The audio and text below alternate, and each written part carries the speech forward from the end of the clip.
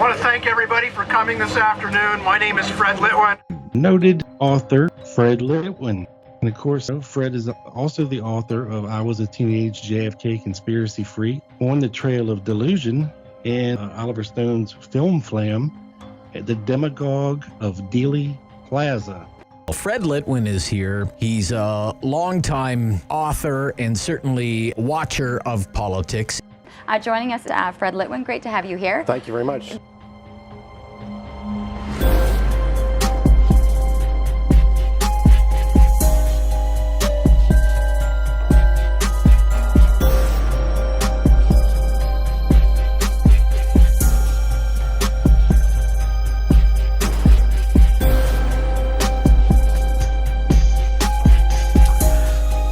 Okay, welcome to another edition of On the Trail of Delusion, where I try to separate the wheat from the chaff and try to give you something substantial on the JFK assassination rather than the usual gruel you find on the internet and on YouTube.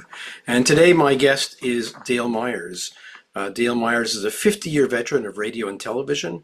He's the winner of numerous awards for his work in the broadcast industry, including 4 Emmy Awards for his computer animation work.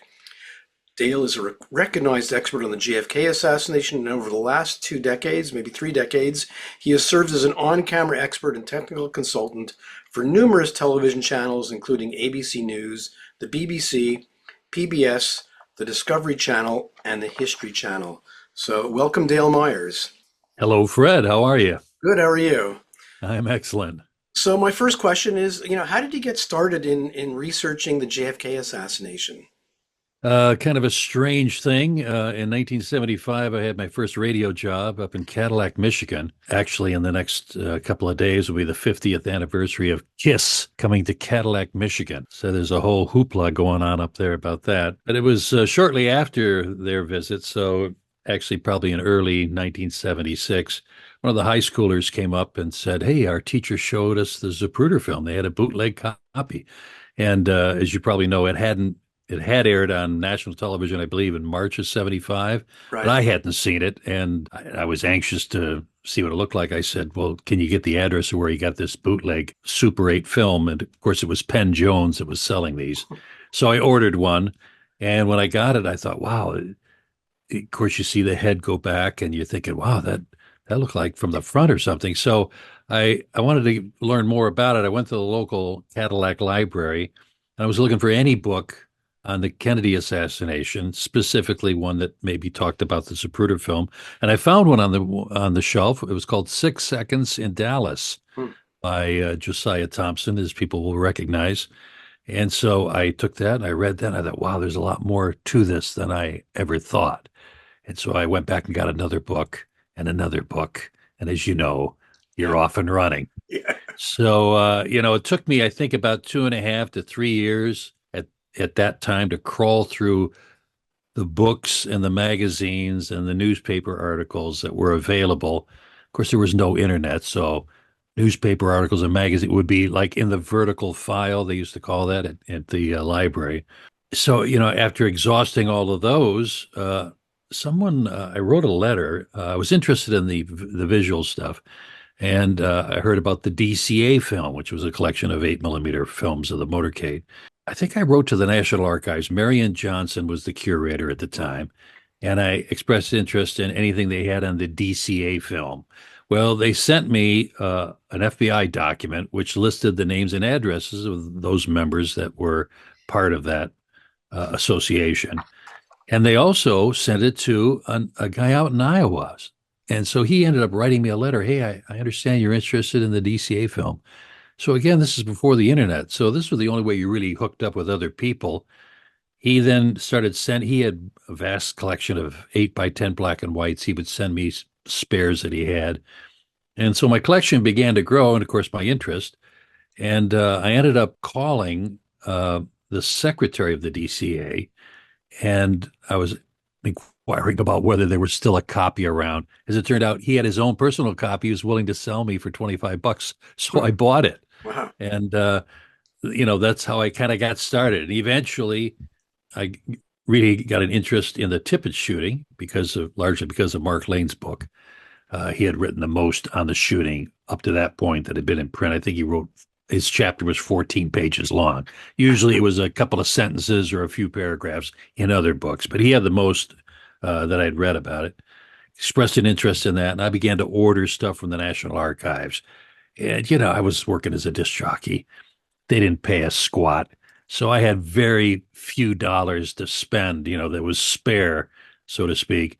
So I actually devised a plan. I found this recently, a list. I would order 2 8x10s, and they were like six and a quarter at the time each. And so I laid out a plan. There was like 50 or 60 that I wanted. I couldn't afford to buy them all at the same time. So I would order like 1 or 2 like every month. Right. And then they would start coming in 6 months down the road. They start coming in, and then I'm kind of leapfrogging. So it took about 2 or 3 years to acquire what, in essence, were the Warren Commission exhibits on the Tippit shooting.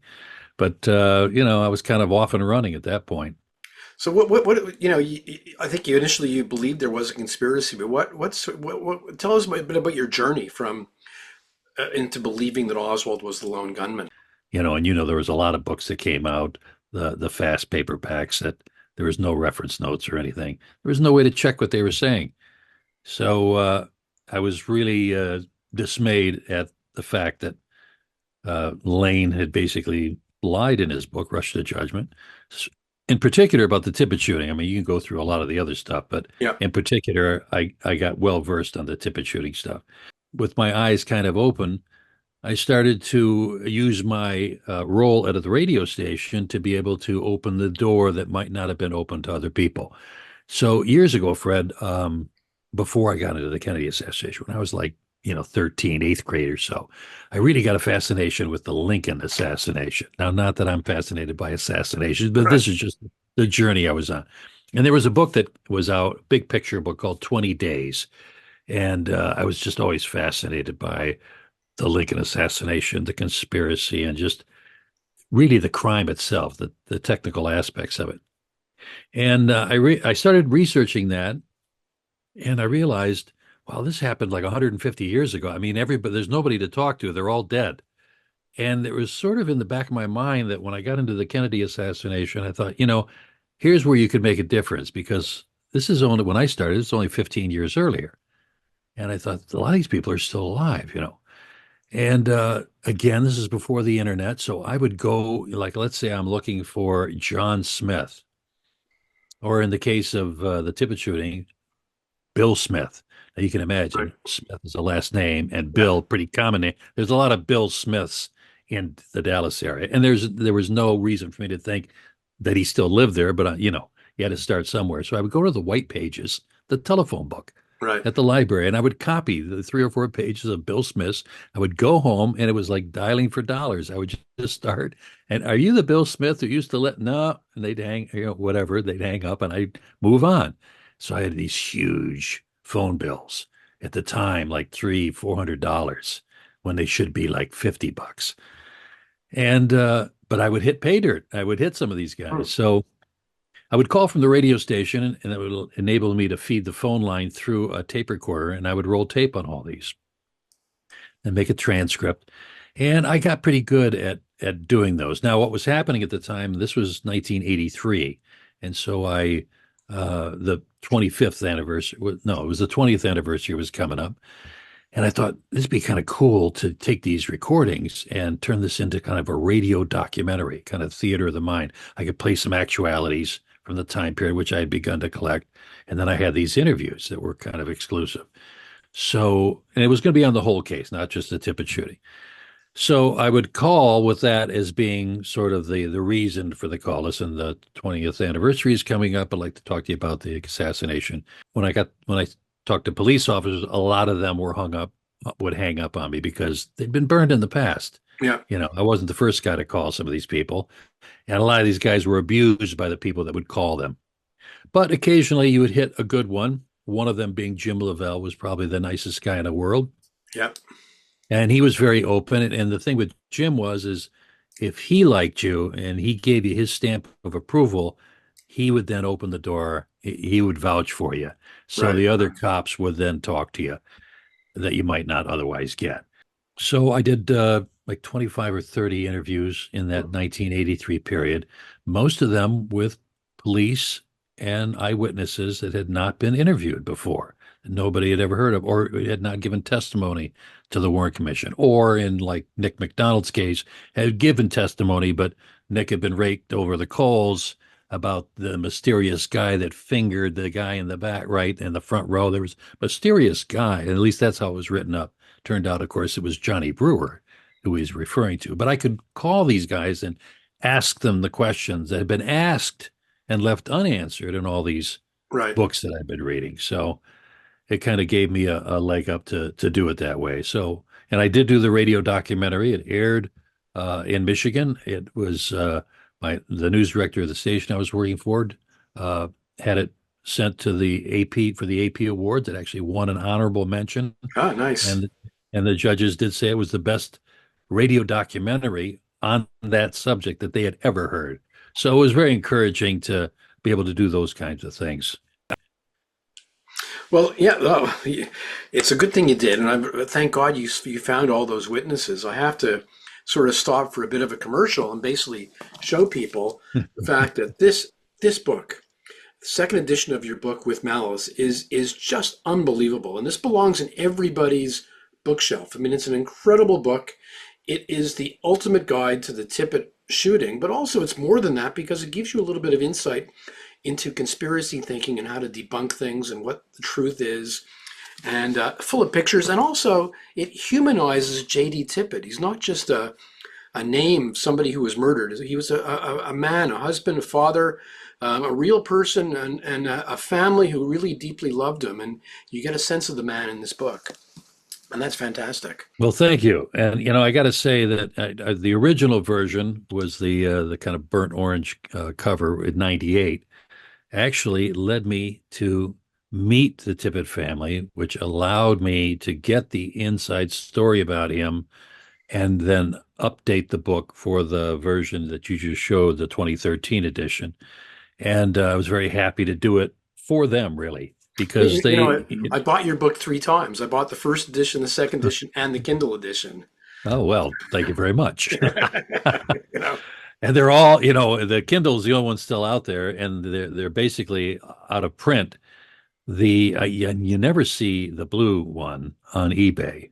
I've noticed that, and of course there were far fewer copies of that were actually printed. I printed 3,000 of the first edition, 500 of the 2013 edition, and it was really only done because I wanted JD's sister Joyce to see her brother's story and print the family part of the story. So what had happened is when the '98 book came out, at that time on Amazon, when you made a comment, they actually would include your email address. They don't do that anymore. And one of the nieces of J.D. Tippit commented, finally, the true story about my uncle, and had her email address. And so I contacted her. And we ended up talking on the phone. That led to an interview with her and her sister, which then, they're kind of, feeling me out and vouching for me. And then they brought in their parents, which was JD's older sister and his brother-in-law, who he had known since they were 16. They lived right next door on the farms. And then they led me to Joyce, the younger sister, the brothers. When I say I met the Tippit family, I don't mean Marie and her children, although I did meet them. Right. But she didn't want to do an interview, and largely because of something that had been written in the first edition of the book. And even though the family went to bat for me and tried to get her to do an interview, she refused to do one, and I understood. But as it turned out, I ended up interviewing, a lot of his cousins, his close friends, people that you would have never gotten the story from. And I really think that I ended up getting much more than I would have had I just interviewed Marie. Right. Even though I would have loved to have done it, I did get a lot of the backstory from other perspectives. So that was all good. And then when the 2013 anniversary was coming up, I thought, Joyce really wanted, and Christine really wanted to have this part. They said, gosh, it's too bad that this part of the story, his family story, wasn't in the first edition. I said, well, I could do another edition. And so I did basically for them. And so that's the second edition. And I'll tell you what, Fred, if I got nothing out of doing either book, meeting them and becoming very close friends and still friends with the family, worth it. Well, absolutely worth it for sure. And it's a fantastic section. You have a lot of pictures as well, so it's really, really terrific. And I think one of the saddest things to me about the JFK assassination is that people is sort of the victims. There's so many victims of the conspiracy idiots out there. People, well, like the Tippit family, where you have J.D. Tippit accused of being involved in the assassination. I mean, this is just such shameful behavior by the conspiracy community. Yeah, and unfortunately, some of the early conspiracy types approached the family, and they told me later, we wanted to talk about JD, we wanted to talk about our brother, but these people would turn on us. One in particular, a very well-known researcher, and I don't remember if I mentioned who it is in the book, but everybody would know who it is. Yeah. He actually went to her house. She opened the door, open arms. Come on. He was over there for 2 or 3 days. And toward the end, he said, "So tell me the truth now." And she was appalled. And they got into an argument, and her husband come out and threw this guy out of the house. He had managed to, she gave one of the smiling photo. We've seen the smiling photo of JD taken in 61, which is actually a close-up of his face from a much larger photograph. She gave that to him because that was when he was killed. The family didn't have that many photos, and so this was one they thought really represented him smiling. That's the way they remember him. And of course, there was that police uniform photo from 1957. So those two photos sort of hit the market. But the smiling photo was later, so it wasn't one of the Warren Commission exhibits. The Warren Commission used his 1952 ID photo when he joined the force, and then that 57 photo of him with the police cap on, the uniform. And then the smiling photo came out later because this researcher got it from Joyce, and he put it out there. And of course, she was appalled at his, what he had done. And then I found out in interviewing Murray Jackson, the same guy did the same thing to him, befriended Murray, and Murray was the nicest guy in the world. I wrote in the book, it was like putting on a pair of slippers. This guy was the nicest guy in the world. And here's the thing, Fred, and you kind of touched on it. When you meet these people in real life, you realize, oh, this guy reminds me of my uncle or my grandfather. Or you immediately recognize the personality type, and you're thinking, Murray Jackson was the dispatcher. I know they've talked about, he dubbed in these commands to Tippit after the fact to cover up whatever they're imagining. It's like, no, there's no way this guy's involved in anything like. I mean, all that stuff melts away as soon as you meet these people. So that was a nice privilege to have. But at the same time, I tried to convey that sense in my book so that people that hadn't met him could at least get a sense of the way I felt when I met him. But the same researcher had done the same thing, betrayed Murray, and he was appalled years later. He was telling me, he said, I couldn't believe we had exchanged Christmas cards and everything, and this guy just turned on me and said, "Okay, Murray, tell me the truth. What really happened? What, you were part of it, right?" And it's like, oh my God. So a lot of these guys, if it didn't happen to them specifically, they heard about it and they were jaded. So I'm coming in the wake of that kind of stuff and trying to get these guys to open up. Right. Some of them would not talk at all. They just said, "I want nothing to do with it," and just hang up the phone. I mean, this sort of reminds me of what's happened to Ruth Payne. The filmmaker who went to interview Ruth, and she lets him in and does all these interviews, and all of a sudden it's all about her being a member of the CIA. Right. Just crazy stuff. And I went to her talk there in Irving, was a couple, maybe 5 years ago. And I was with my good buddy, Todd Vaughn. And so she began talking, and they got about halfway through, and I leaned over to him. I said, "So what do you think?" He goes, "Everything I thought about her has melted away." And of course, we had both heard all the conspiracy talk, and I couldn't agree more. It's like, okay, this is not anything like the person we've been told that she is. Completely different. It's just like I say, when you meet these people, not only is to give it a sense of reality, because you see the personality types, but it also gives you an insight into this event as a historic event. It's like other things that you may experience in your life. And you look back on it and you go, wow, I get just 3 or 4 fleeting moments of that memory of a whole weekend. You go to a concert. I just remember this 1 or 2 songs and something maybe happened when we went in, and that's it.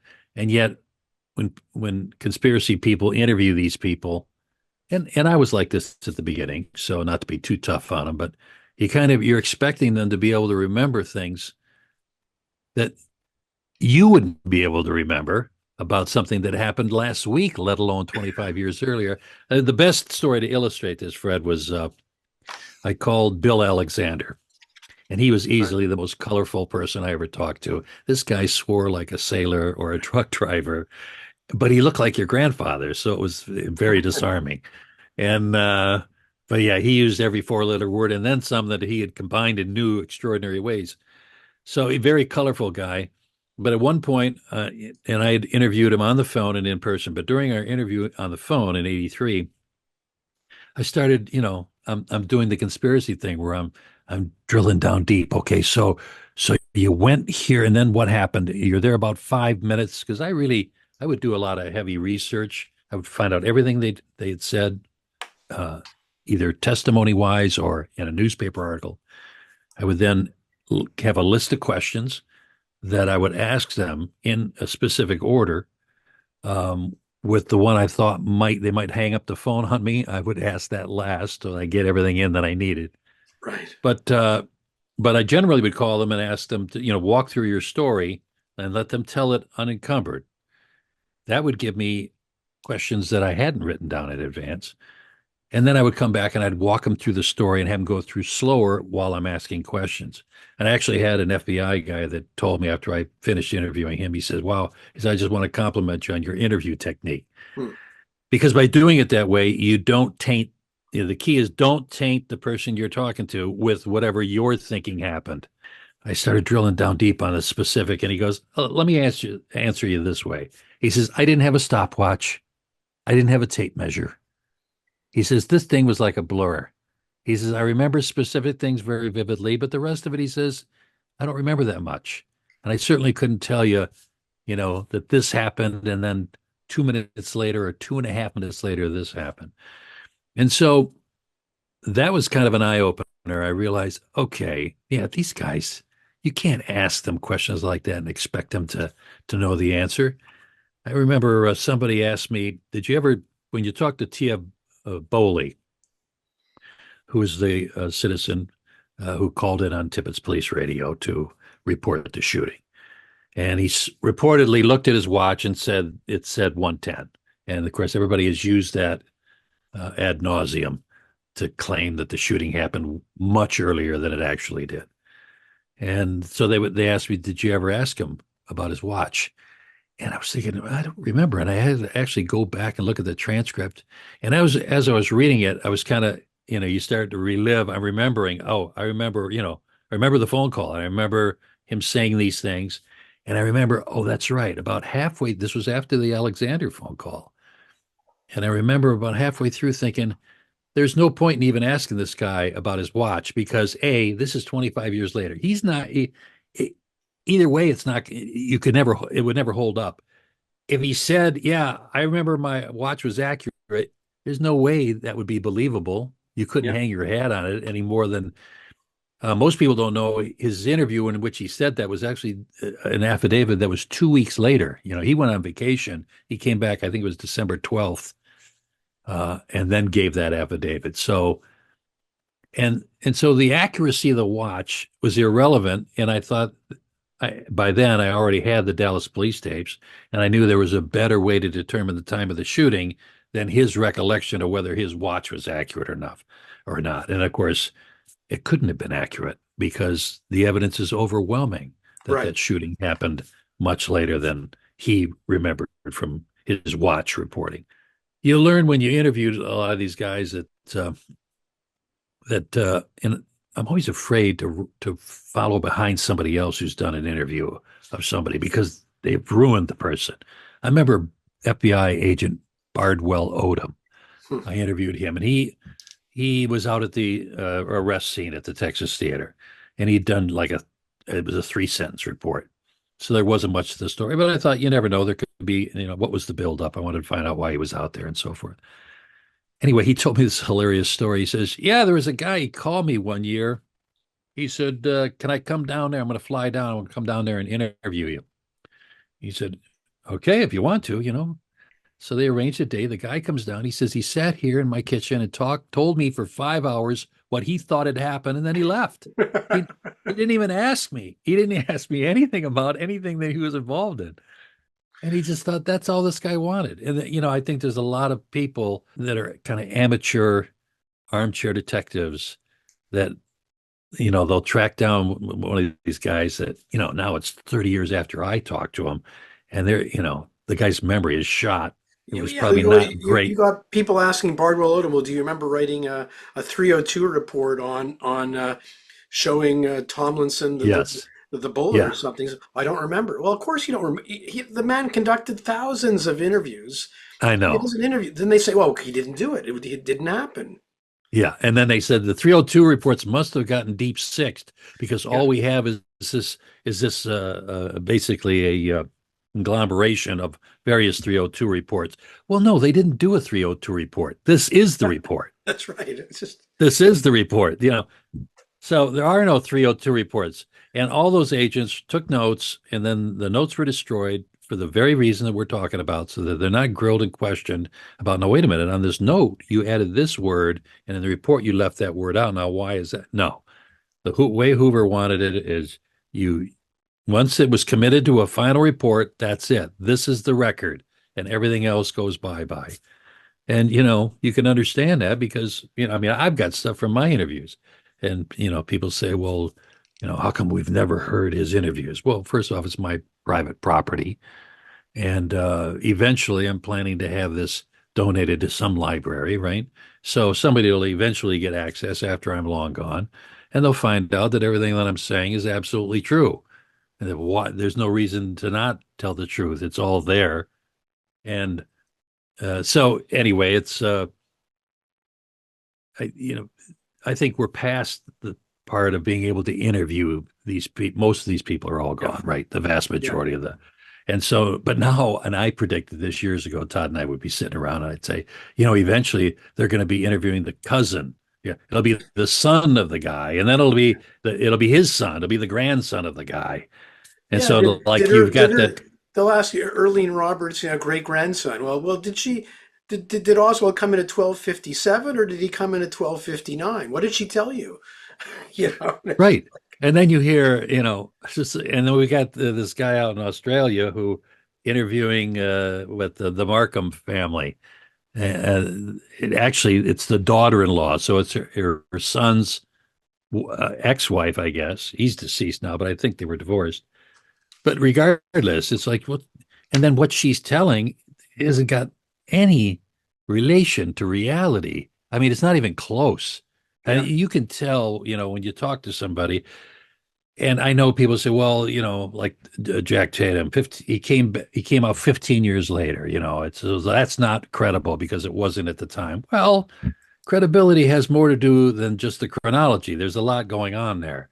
Just like the people that ran the Dean's Dairy Way, right? That I ended up just by happenstance. Well, they contacted me. That was the thing. Their grandson, I guess, contacted me after seeing a write-up and saying, oh, there's a part of the story you don't know about.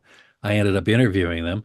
But what they're telling me fits in. There's some skewed things, but basically it does fit in with the timeline, the chronology, and with what we know is true about when you play telephone, they get skewed. And if nobody knows what I'm talking about, there used to be a game you'd play, telephone, where you'd have people in a circle and somebody would start something and you'd pass it on, they'd whisper it, and then the last person would announce what it was. And it had absolutely no resemblance to what had begun, what was actually said the first time, because each person heard something different or added their own take to it. And that's kind of what happens when you go through multiple hands with a story like that. So the big question I have for you is, who killed Tippit? Well, it's obviously Lee Harvey Oswald. Right. I mean, Well, one of the things is if you, and this is one of my big things, put things in a chronological order. And when you do that, you start to see how this plays out to the people in the order in which it's happening to them. And then when they're talking about it, you can see from their perspective, how their part of the story fits in. I've always said that I know more about the shooting than the people who were actually there because I know all the parts. I have sort of this omnipotent view, if you will. I can step back from the trees and see the forest, whereas each of the trees has their own perspective, and that's all they know, or a couple of little interactions with others. And so if you put things in chronological order, all of a sudden it becomes crystal clear, what happened. Look, and the bottom line is Oswald's caught red-handed with the murder weapon in his hand 45 minutes after the shooting. And when he stands up, he says two things. And for a long time, I thought it was one or the other, and that the two things that he supposedly said kind of got skewed. But I've been recently going back over that whole thing, and I'm convinced that in the earliest retellings, he actually did say both things. He said, "This is it, and it's all over now." So, I mean, two sentences that show resignation to what? To what if he didn't just shoot a police officer, and of course, more than likely, killed President Kennedy as well. Yeah. That whole, so my book picks up, as you know, from the time of the assassination, the shots of Oswald's escape from the Texas School Book Depository, how he got out to Oak Cliff, how he encountered Tippit, how he makes his way to the theater, and how he gets arrested. And all that happens within a 45-minute span. And, all the viewpoints, police, spectators, they all dovetail, it all overlaps. There's little things that, don't agree completely, but that would be expected. And so the people that claim, oh, this is all just a frame up and they coerce these witnesses to it. No, because it doesn't read like that. The thing would be more in lockstep with each other. The fact that things are skewed and there's a little bit of difference in each story tells you, oh, this is the real thing. This is what happened. So I guess Larry Crawford did not kill Tippit. You've seen that story lately. I have seen some of the craziest stuff written, and I hesitate to use the names of the people that write some of this stuff because I don't want to give them any more glory, if you will, or validation than their story deserves, which is nothing. But there's one guy that just writes page after page. It's like a stream of consciousness, page after page, and posts this on on the education forum, the UK forum. You read this, and it's like I get 3 or 4 pages in, I'm already lost. What's the point? I've forgotten what the point is. But he actually had, he's got Larry Crawford there, and he's got him in order to put his right hand print on the fender of the car and shoot with the left hand. He's got this guy twisted into a pretzel in his mind and just concocting things just right out of the blue. And there's him, and then there's, of course, that Harvey and Lee site, and the guy that runs that website, Jim, and everybody knows his last name, just totally made up. Westbrook and Croy are in on it. They've got these 2 cops killing this other cop they don't really explain why, but somehow Tippit's a dirty cop. And again, if you read the family stuff, it's like, there's no way that's even remotely true. And so, I really have distanced myself from all that. I used to get into the arguments early on, and I found that it didn't matter what kind of logic and rationale you used. They completely reject it. And so there was no point. And a lot of those same people from 30 years ago have resurfaced. They're back out there on the forums trying to validate their existence on the planet with absolute just rubbish. So I really feel sorry for people. We used to think, and maybe you remember this, when the internet first started, I used to think, wow, this would be great for the JFK research. Not only will I be able to contact other people easier, but you'll be able to, have good discussions and do the research and work together and so forth. It's like none of that's happened. It's filled with crazy people. They're just absolutely lunatics. The only thing I would say is that, I know that if I fight with some of these zealots on the education forum, I'll never convince them of anything I say, no matter what. But I do think there are some people who lurk, who just sort of are watching, that you can influence, who can see, oh, there's sort of some sane people around who aren't super crazy when it comes to arguments, and they present some interesting arguments. So I think you could win people that way, but the zealots, I mean, forget it. I mean, they're unreachable. No. And so I leave it to guys like you to take those people on. I did for a while. Now it's your turn, Fred. Yeah. You take them on, and eventually there'll be somebody else that'll pick up the baton and they'll run with it. They do need to be challenged. I agree. And I do write occasional blog articles. What I like to do is let them take all the rope they need. And then when they're done, or when I think they're done, then I'll just wind that back in and let them hang themselves with it, because they say some of the craziest stuff that's just so easily unproved. I'll just say one thing, for instance. Years ago, I bought a copy of the Dallas Police tapes from Penn Jones. He was selling the Zapruder film and the Nix films, and he had the Dallas Police tapes, which the pedigree was actually from Judy Bonner, who got him from Murray Jackson, who got him from J.C. Bowles. I mean, all this stuff kind of dovetails. But those tapes have been out, and it wasn't until recently when I realized nobody ever digitized that whole set and put them online.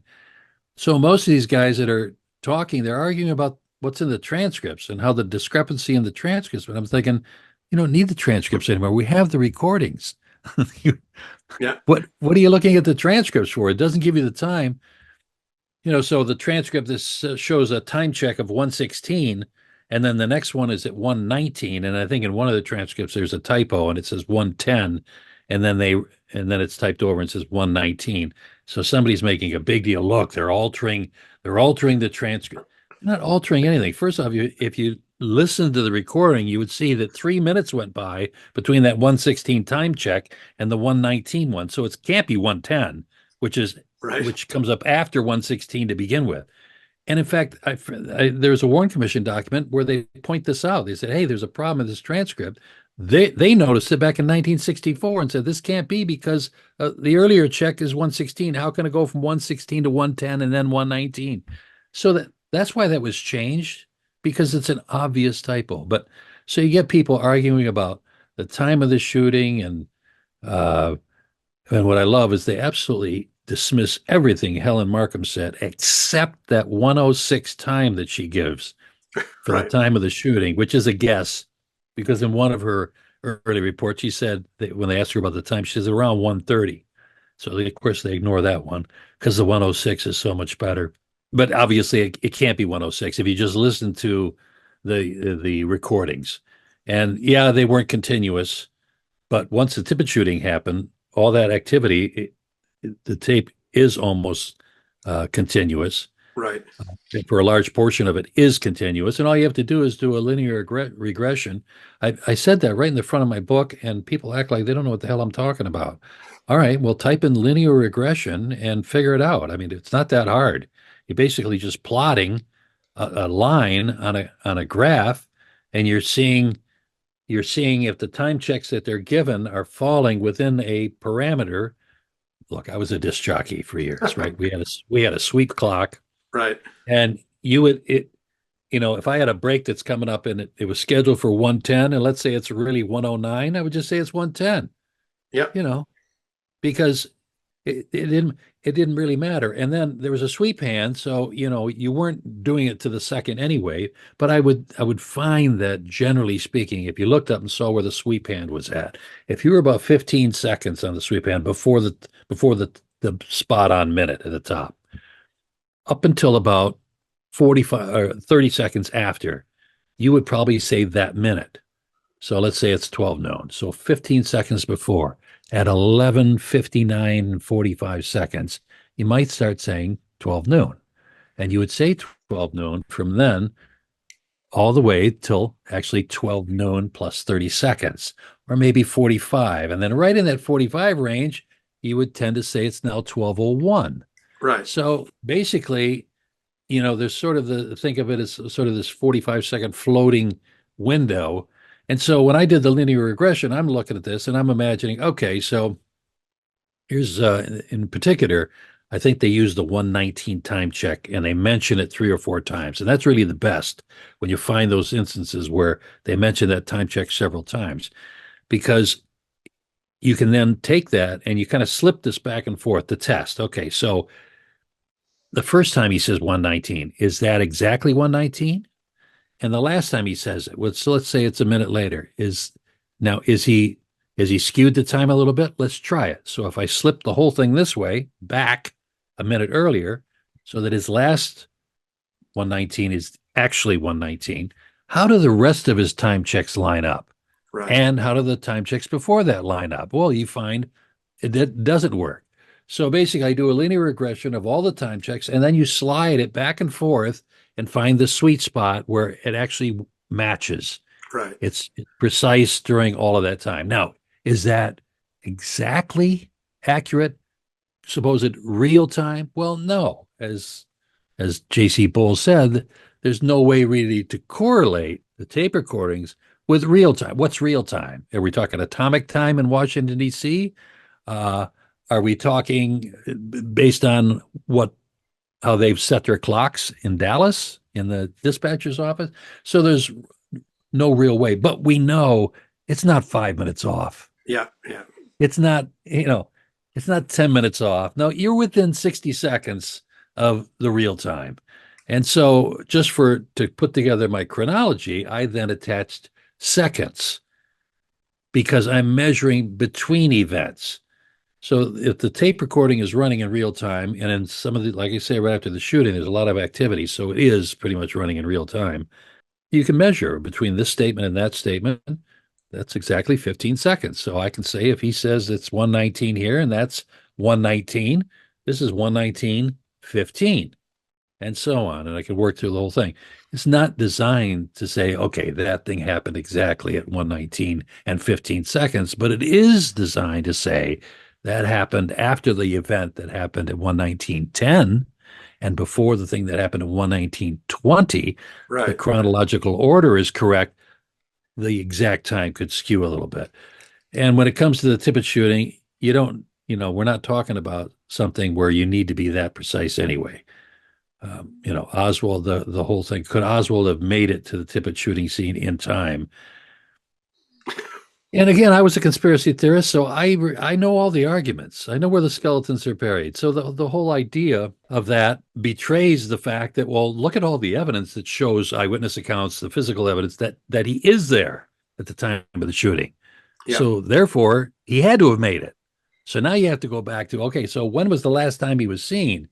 And then, of course, when you really investigate that, you find out, okay, it's actually, there's a margin, there's a window when he could have got to his rooming house, and it's actually earlier than everybody thinks.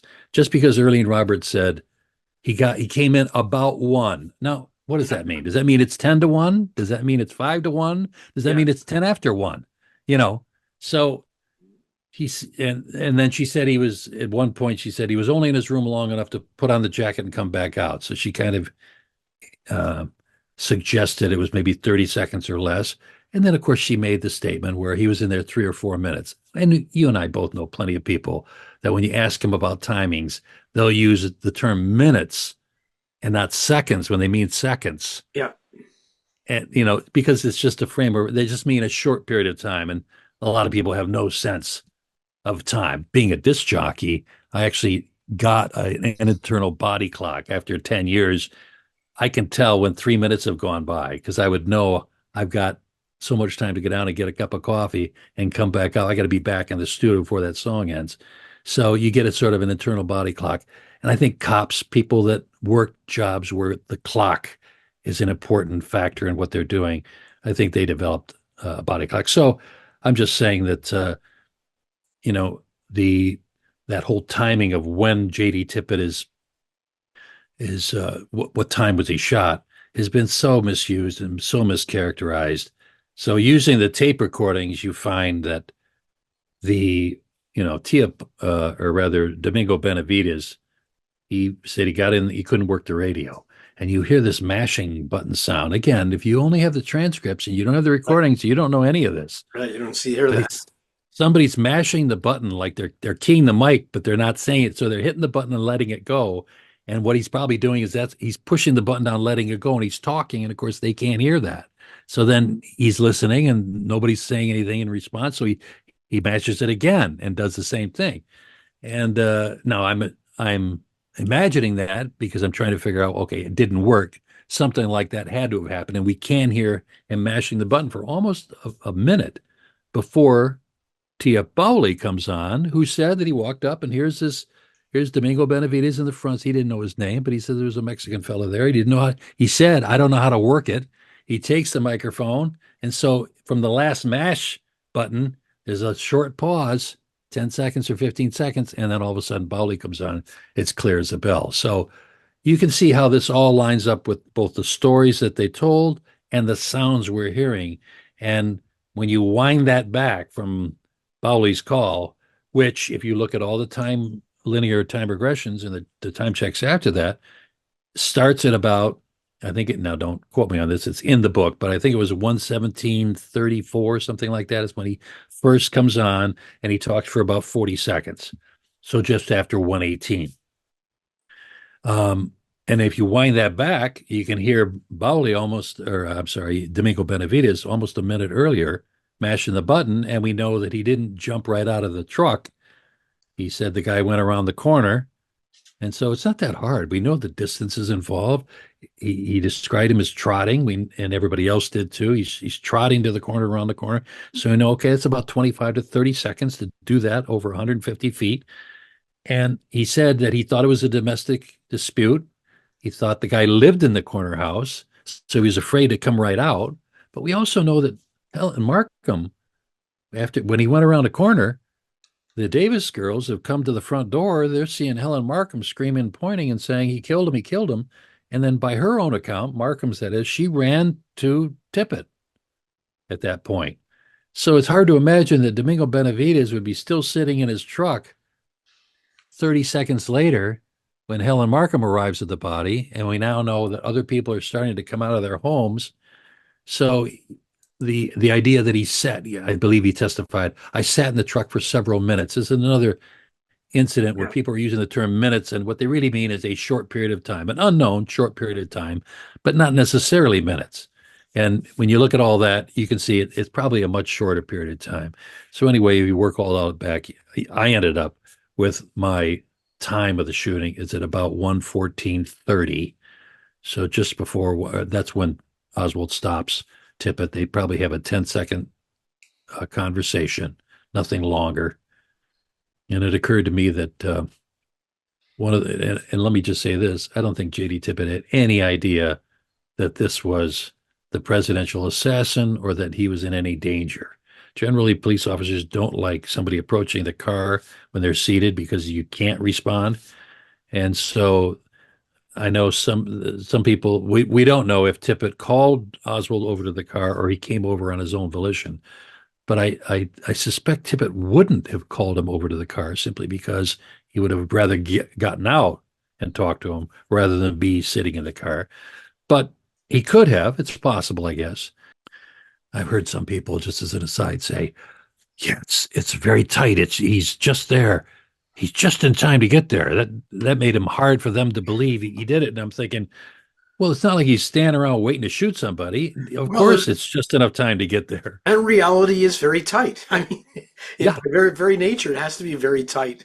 But yes, people don't understand the whole nature of an alibi. If you really want to prove an alibi, you can't say it would take you 5 minutes and he really only had 5 minutes and 4 seconds. You have to have something extreme to really prove an alibi. Exactly. What we're all doing when we recreate the walk is proving it's possible. That's it. It's possible. And he had the jacket zipped up. I think when he leaned down, he's got to be sweating. I'm thinking his hair's got to be wet. It's stuck to his forehead. And if I'm a police officer, that's the kind of thing that looks suspicious. You'd be thinking, well, it's 68 degrees. Why wouldn't you just take the jacket off and carry it? I mean, why has he got this thing zipped up? I also wonder whether his hair was disheveled because Bledsoe said that he looked a bit crazy on the bus. Maybe his hair was a bit disheveled as well. And It could have been, and it was considerably windy. And then there's another thing that came out. The BBC did an interview with Anne McCraven. Now they pronounce it as McCravey. It was phonetically pronounced. But if you look in the city directory, there was a Charles McRaven, M small c capital RAVIN, right. and his wife's name was Anne, and so that fits. So it's not Anne McCravey, it's Anne McCraven. But in her BBC interview, she said that she saw the guy that eventually shot Tippit, who we know is Oswald, run by her house. Then she said, so in her chronology, the guy runs by, and then the police car pulls over. The police officer got out, and the guy shot him, in a wink of an eye, that quick. What intrigued me, though, was her statement that the guy ran by her house, because it occurred to me, well, wait a minute, he can't be running east on 10th, right, with Tippit driving up behind him, because Anne McCraven lived in the house that was east of the shooting scene. If he's running past her house, he's got to be running toward the corner. And then that made sense with the chronology. She says he ran by the house, then the police car pulls over. So that got me to thinking that now my theory that I proposed in the book, and that's all it is, it's just a theory, but it's based on the eyewitness accounts. You had two groups of witnesses, one that said he's walking west, we're talking about Oswald, and one that says, no, he's coming from the east. And for a long time, people were trying to say it was one or the other. And it occurred to me, well, wait a minute, what if it's not one or the other? What if they're both right? He is coming from the west, does a quick about face, and then is walking east, and that's what causes Tippit to, well, when you realize if he's walking and where he stopped by Tippit, I figured I back-timed. Okay, where would he make the turn? Where would he turn around? How close to the corner? We know he didn't pass the corner because, this was my main argument, is Scoggins never saw him. He's the cab driver sitting at the corner having lunch. Right. He never saw him before the shooting. He thought he was walking west, or at least he said he was facing west when I first saw him. And frankly, the cab would have been parked right there at the sidewalk where the intersection was. So if Oswald had been coming from the east, as the Warren Commission said, his pant leg would have brushed right against the cab. How could he miss that? So my thought was, okay, he's coming from the other direction, does an about face before he reaches the corner, and is walking back. And as it turns out, there's a bunch of trees and so forth, but there's kind of a clearing right toward the corner, and I think he's just reaching that clearing, and here's Tippit approaching, and they would have eye contact. Well, now add in the Anne McCraven thing. What if Oswald's walking briskly toward that corner, spots the Tippit car is quite a ways down the street, but he sees and he thinks, I got to get around the corner before he gets here. So he starts running, runs past McCraven's house, and it's almost to the corner and realizes, now this is again all speculation, but realizes, I'm not going to make it. I'm not going to get to the corner before he gets there. So he slams on the brakes, turns around, and starts walking back the other direction. Now, the only thing I've added into this that's different from what's in the book is I've added in the possibility he actually might have been running that last few seconds before Tippit spotted him, which would just look even more suspicious. Yeah, absolutely. I mean, the other thing that people don't really factor in as well is that Oswald, on his way to 10th and Patton, could have walked through people's gardens, backyards, and stuff, and there were fewer fences back then, so maybe he didn't. He could have taken a more direct route. Who knows? Yeah. And nobody's ever really going to know. I've seen people online recently speculating. We all have. I did the same thing. What if he went this way and went that way? They're trying to get him around to be coming back from the west, but they use the furthest route, and they'd say, "Oh, it's not possible. He couldn't." No. Again, as you said earlier, to create an alibi, you've got to look. What's the shortest possible way he could get there? And then if that doesn't fit the window that's available to him, then you might have something. But of course, it fits the window that's available to him, because all the other evidence, again, that just supports it, that yes, it's him. There's no question about it. So the most direct route, we come right down Beckley. You do a little zigzag at Davis, Patton to 10th, and then he walks right down 10th in the opposite direction, heading east, gets around close to Marcellus, returns, and comes back the other way. And I remember Gary Mack years ago said, well, Dale, he would have walked right past Helen Markham and Scoggins and all these people, and they didn't see him. And I had to remind him, and other people have made the same argument recently. It's like, no, the other people aren't sitting there waiting for the shooting. Look, Scoggins is at the Gentleman's Club, and he comes up only after. He's only in his cab a couple of seconds, maybe a minute, starting to eat his lunch when this happens. So he's not even in his cab when Right. Oswald would have come by the first time. Helen Markham wouldn't have left the washateria yet, by her own account, when he came by the first time. Bert and Smith were at Bert's brother's house over on 9th, and then they said they came back to his house over at the corner there at Denver and 10th. And again, so they wouldn't have been there the first time. So actually, it's almost as if Oswald would have come through the neighborhood and then all the players moved into their position as he's coming back. So, yeah, it could have still happened that way. I tell you, Fred, I've spent more time thinking about this stuff Right. than anybody on the planet. And so I know the story pretty well. I know where the holes are and where they're not. So do you want to show us? You have some computer stuff. Do you want to show us? Yeah. All right. So these are the color versions of the graphics that I used, created for the book. And so this kind of gives you the overall lay of the land. This is Jefferson Boulevard, if you can see the little hand motion here. Yep. Here's 10th and Patton, this intersection here. And if we zoom in, this is where Tippit's police car ends up stopping.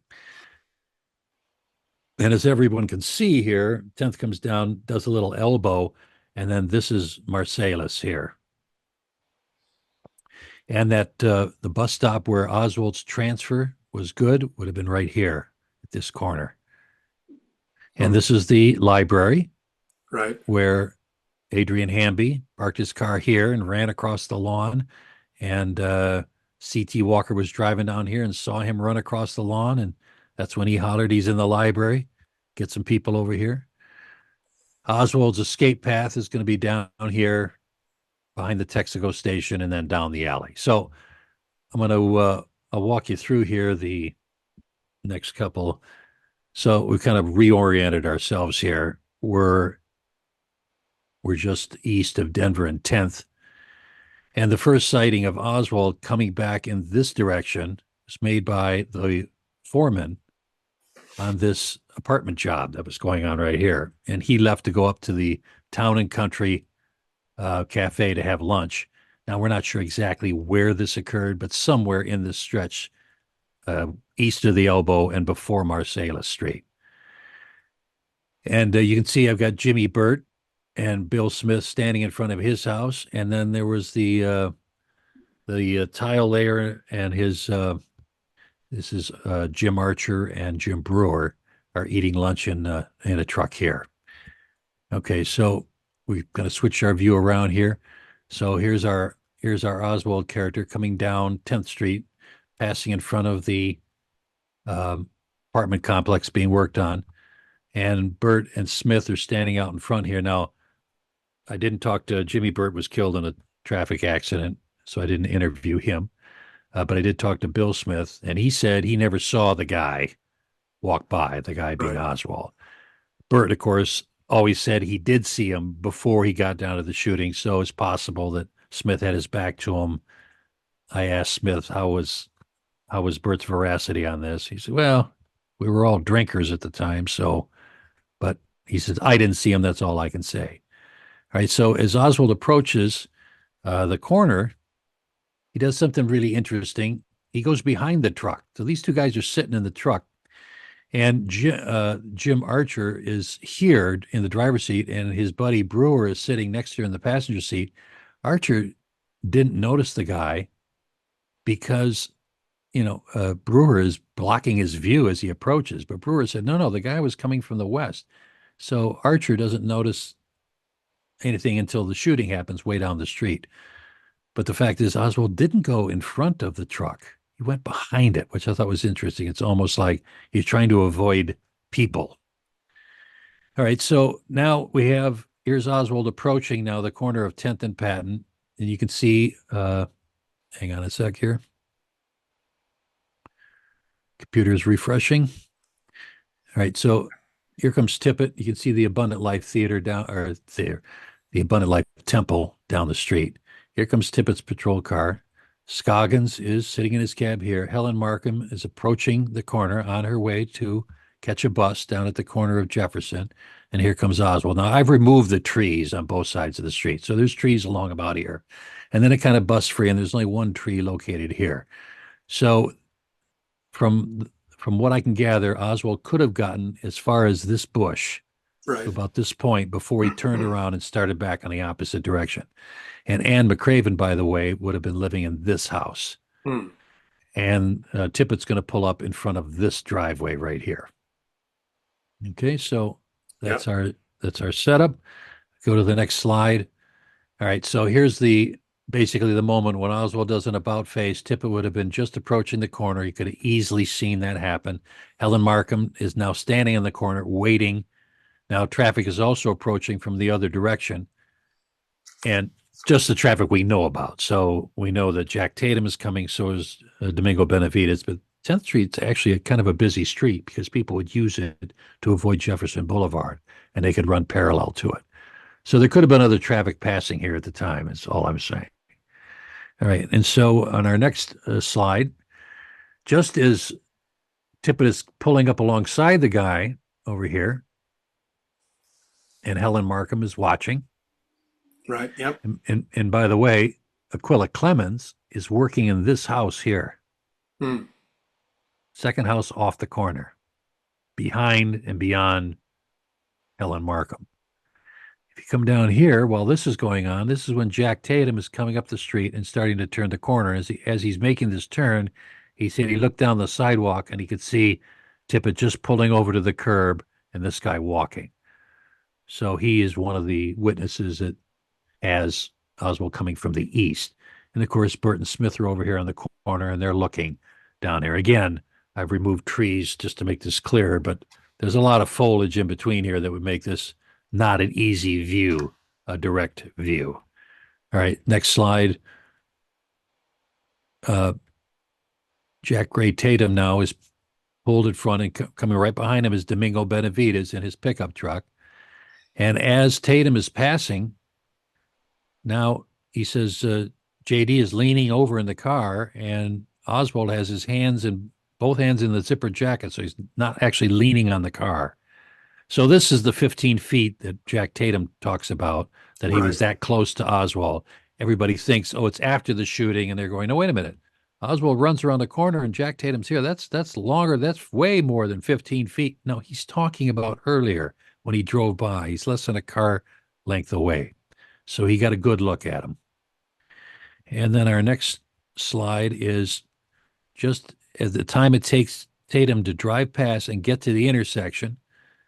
And the stop sign is for traffic coming this way. So technically he could have rolled straight through. I know my own driving habits is any intersection, I slow down and I don't necessarily stop at all. I'll do a kind of bump and roll just to avoid. I've seen too many people get T-boned at these intersections. Just because there's no stop sign doesn't mean somebody's not going to run it. And this is where Oswald pulls the gun and shoots across the hood, hitting Tippit. Domingo Benavides pulls his truck into the curb. Helen Markham's on the corner here. And it's not really clear whether Aquila Clemens hears the shots and comes out on her porch or is already out on the porch. But after the shooting, with Tippit down on the pavement, Oswald now leaves and cuts across this corner. The Davis girls come out on the front porch, and so they're only 15, 20 feet away from him as he cuts through these bushes.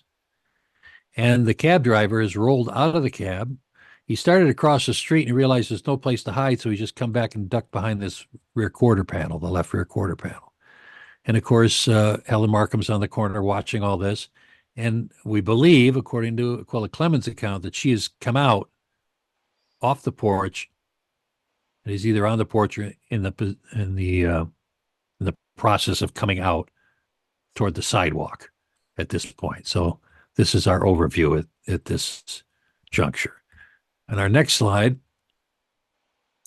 Oswald cuts through these bushes, and when he does, he throws the shells, 2 shells here. They did find another shell underneath this window, and it's not clear where Barbara Davis found her shell, but I believe in this area here. And of course, then there was a 5th shell that their father-in-law recovered, and that probably was recovered here as well.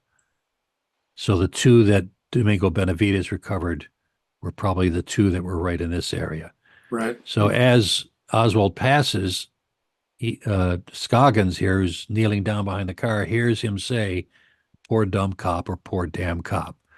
So Oswald starts down the street, goes a short distance, and as we're going to see here, next slide. By now, Frank Cimino, who lives in the second house here, has come out. He hears the gunshots, hears screaming. He comes out. Helen Markham is hollering, "He killed him, he killed him." The Davis girls are here at the front door. And Oswald's come around the corner, and he's heading down this side of the sidewalk, but then quickly crosses the street, probably because Sam Guignard is washing a car here in the alley, and he can see if he continues down, he's going to run right into this guy. So he crosses the street, and he's coming this way. Now, standing on the porch of this used car lot is Ted Calloway, who I thought was the best witness that I ever talked to, and maybe the best witness in the whole thing. He hears the 5 gunshots. Friends of his that were with him, B.D. Searcy, who I've got shown here, and some other people are standing there in the office, and they said, well, somebody's got firecrackers. And he, being a U.S. Marine during World War II and trained on the pistol range in San Diego later, immediately recognized those are pistol shots. He runs to the sidewalk, and when he gets here, he said he looked up the street and he sees the cab driver crouched behind the car, and just then he sees, like a genie, he sees Oswald materialize, jumping through this bush, coming toward him, crossing the street, and coming down with the pistol in a raised pistol position. And as soon as he crossed the alley and got about right here, he's about 56 feet away. This is when Ted Calloway hollers to Oswald, "Hey, man, what the hell is going on?" And he kind of slows up. Now, the cars are parked across the sidewalk, so Oswald's got to come out. He either go in front of the traffic, but according to the used car people on the Johnny Reynolds lot, he comes out into the street and actually finishes this journey down the center of the street. And so he comes around these cars, comes back to the sidewalk here. In the meantime, out on the front porch of Johnny Reynolds, on this upper porch, Johnny Reynolds comes out with L.J. Lewis and B.M. Patterson and Harold Russell. So they're watching this guy coming down the street onto the sidewalk, and he gets almost to this corner. Now, this isn't quite completely accurate, but according to, there was one additional eyewitness that I talked to who was, this was the Harris Brothers motor lot, and the owner's son was actually dropped off. There's a bus stop. The bus stop that Helen Markham was going to was on this corner to go downtown. And then the opposing bus stop was on this corner going this way.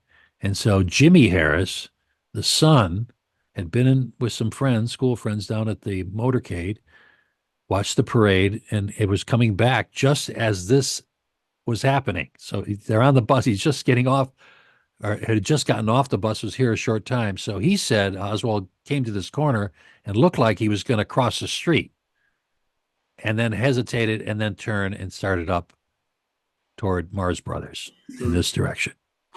So a little bit of a detail that most people aren't aware of. And at this point is when Reynolds and B.M. Patterson decide we're going to follow the guy. So they're following across the street. They're kind of tailing Oswald as he comes up the street here. Now, the way they originally told the story is Oswald comes up, passes the Dean's Dairy Way, which is a convenience store, if you will, like a 7-Eleven, and then cuts between this building and the Texaco service station and into the back of the lot. And then Reynolds said he and Patterson run across the street and they talk to the mechanic. And they say, oh, yeah, the guy just came by here. Well, the way the Brock's told it is no, 5 minutes elapsed between the time Oswald passes them and Reynolds comes over here. And so then years later, I get the story from the Dairy Way. And in fact, Oswald attempted to get into one of these buildings. Now, I'm showing the dotted line here between the buildings because we're not sure which one he attempted to get into. But when the police got there and WFAA was filming, Ron Ryland was filming, they're filming the back of this house. So it could have been this one as opposed to this one. But what's interesting, and we'll go to the next slide, if you go around the back, the stairs, these 3D models I built are based on photographs. The stairs coming to this upper balcony do come in from this side. So Oswald could have slipped between the two buildings, come up here. Now, the reason what she heard, that is, Dodie Dean was working cash. She heard somebody like trying to break into one of these doors and then heard somebody coming down a set of rickety stairs. And when she looked up, Oswald's passing in front of her, kind of taking the jacket off as he's passing in front of the store. And of course, he's then going to go between these two buildings. So it's a little unclear exactly whether he's breaking in back here or breaking in down here or coming around the front. But we know that there was a delay and that Reynolds and Patterson, who were over here, who when they told the Brocks 5 minutes later about a guy passing him, they said, yeah, he probably shot a policeman. Well, if you think about it, how did they know a policeman was shot? They hadn't been to the shooting scene, or had they? So I surmise, and the other thing is when the police are brought over here, Reynolds is telling him he thinks the guy's hunkered down in one of these buildings. Right. So I'm pretty certain that he thought he went into one of the buildings. He and Patterson then leave. Probably not. Probably Patterson stays. Reynolds goes first. And then, of course, Warren Reynolds is the one who gives the first description to Roy Walker, who's at the Tippit shooting scene. And then he brings the police back here. And, of course, the rest of the story. So we'll go to the next slide. So what happens is after Oswald tries to break into one of these buildings, probably the closer one, he passes, and it's like 3 garage doors. This is the type of building this is. The cash register's right here. And Dodie Dean sees Oswald as he walks by and in the process of taking the jacket, starting to take it off. So he then cuts back next to the Texaco service station, comes back, and then the jacket is eventually found behind this car back here. So he cuts between the buildings and then probably re-enters the alley. And one of the reasons that believe that's true is that in the meantime, way back over here, Burt and Smith have run down to the shooting scene. They see that it's a police officer, and by their accounts, they ran down this way with the intent of going all the way to Jefferson. But when they got to the alley entrance here, they looked down this way and they said they saw the guy running west in the alley. Oh, okay. And so the timing is such that this would have been after he re-entered the alley. And to them, they always thought, no, he had cut through the alley to begin with and ran all the way down this way. Right. So that's how that whole story about that Helen Markham then later told, because Burt and Smith were friends with her son, Jimmy Markham. That's how that whole story got told, that, oh, he cut through the alley and never went to Jefferson. Now there's plenty of eyewitnesses that show that he went all the way to Jefferson. And then later, Helen Markham, I think in the late 60s, started telling how he cut across this lot into the alley and went to. So there were later stories that got told and embellished. So, and anyway, within 2 minutes or 3 minutes of the shooting, Oswald's gone. He's out of there. All right. So 20 minutes later, here's how the arrest unfolds. Hardy Shoe Store is about this distance, about 100 yards from the front of the Texas Theater. And so as we know the story, Oswald had stepped into this glass vestibule Johnny Brewer saw him, thought he was acting suspicious. A police car with a siren makes a U-turn, and they're basically responding to the Oak Cliff Library call for a suspect. And as soon as Oswald starts up the street, Brewer comes out, and he's standing here. Now, he didn't come out right away because he said Oswald was almost to the theater by the time he came out. So there was some delay before he came out, but he's standing here. Now, he knew Julia Postal, and while Oswald's heading toward the front of the theater, another police car zips past the Texas Theater. Excuse me. And this brings Julia Postal out of the ticket booth. Right. So she comes out and she's facing west.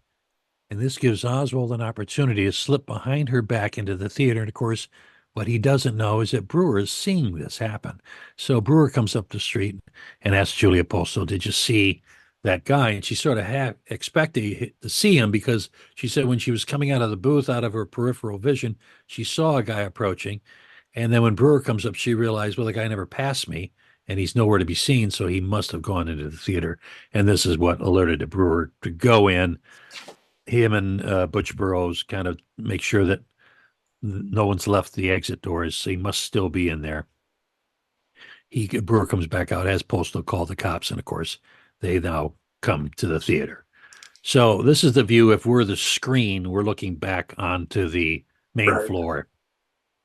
There's two main aisles, a center section, and then a left and right section.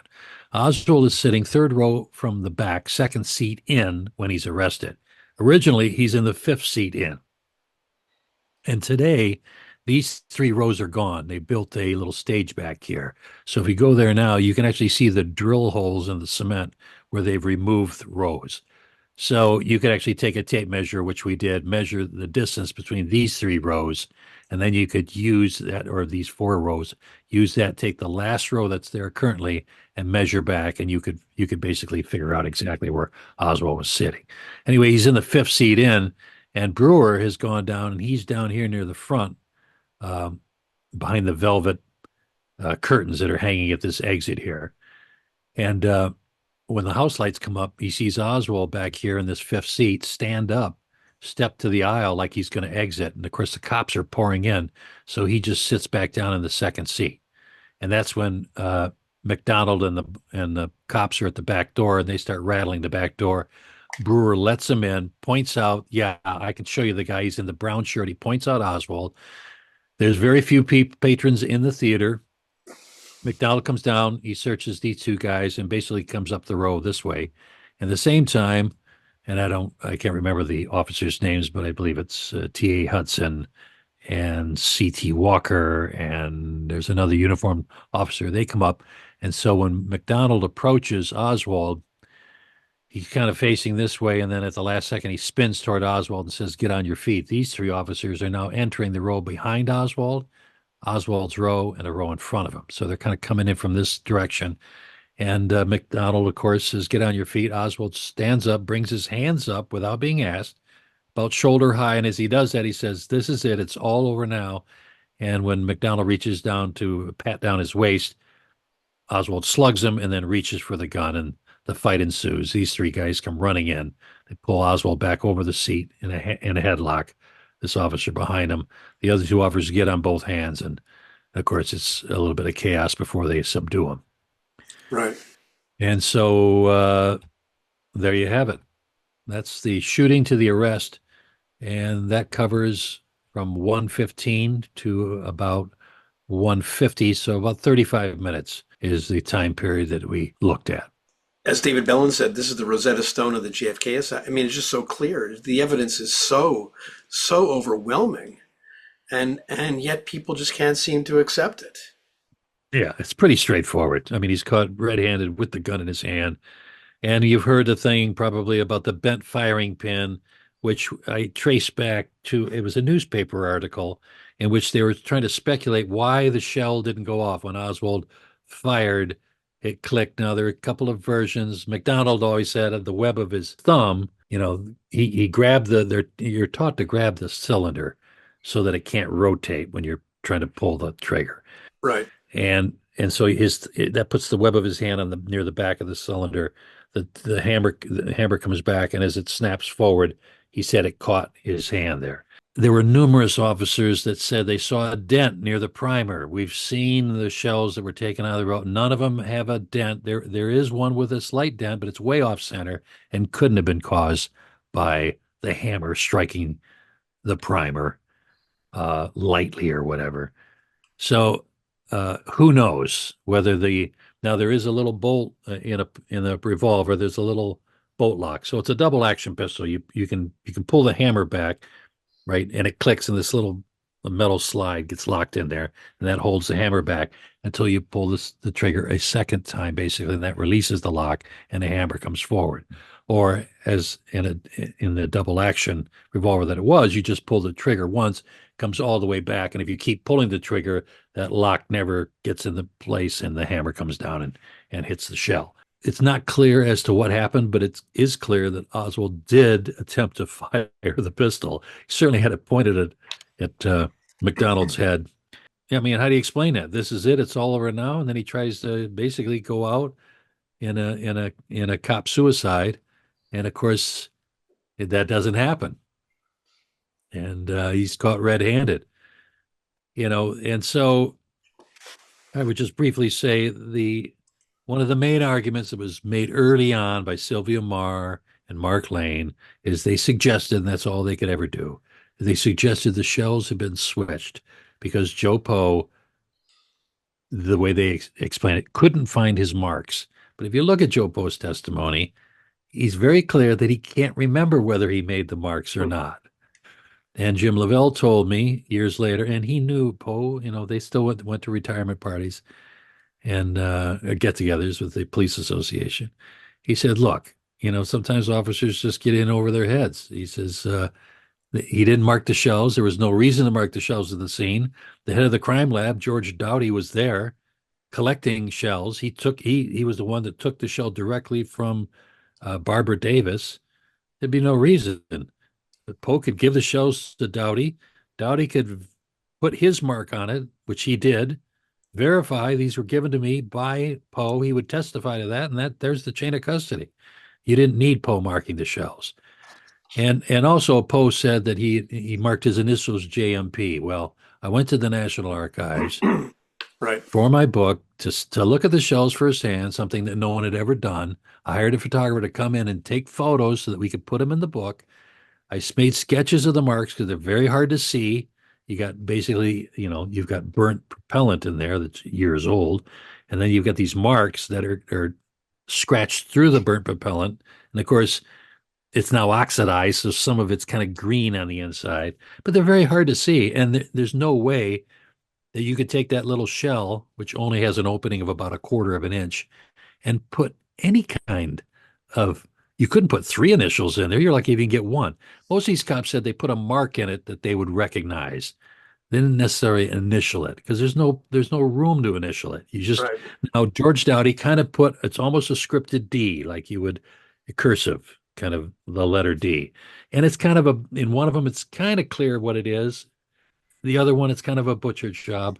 Some of the other guys simply made an O and kind of put a line through. I mean, all they're looking is, I'll make a mark that I will recognize as the one I made. And so the 2 shows that the Davis girls turned in, there's a clear line of, forget Poe, let's take him out of the equation. The other 2 shows were clearly, there's a clear chain of possession. And so what's the argument now? They switched only 2 of the shells? I mean, and then you'll hear that from stupid people who read comic books and watch TV shows that don't know what the hell they're talking about, saying, well, yeah, it was just a sloppy frame up. Yeah, right. Yeah, it's a sloppy frame. Don't be stupid. And then when would they do it? Here's the other thing. Years ago, I was still a conspiracy theorist, and I got hired to be the Tippit spokesperson on Frontline's 1993 show, Who Was Lee Harvey Oswald. I had gone to the ASK conference in Chicago. I met Gus Russo there. He found out I was into the Tippit shooting. He was the connection. He made the connection between me and Frontline. I go out to WGBH in Boston. I meet Mike Sullivan. I go into his office, and he says, well, tell me about the Tippit shooting. So, I'm laying out the big grand conspiracy plan. from memory. Here it is. I lay it all out, the switch shells, all the stuff that everybody talks about today. And he looked at me and he said, "What if you're wrong?" And I was floored. My first thought was, man, I didn't make a convincing case. But he wasn't asking that. He was simply saying, what if you're wrong? Because in everything I was saying, I was raising the same questions that Sylvia Marr and Mark Lane and Larry Ray Harris, all the conspiracy people that's brought up before that, but never tried to answer. Right. And I thought, okay. And then so I realized if this is going to be the ultimate book on the Tippit shooting, and at that time, it's going to be a conspiracy book, I'm going to have to answer the questions. I can't just do what everybody else did. I'm going to have to answer the questions. And so I like when I did finally finish the book, and I ended up convincing myself that, in fact, Mike Sullivan was correct. I was wrong. And I asked Bob Johnson, who was the head of the AP in Dallas at the time, to write the foreword.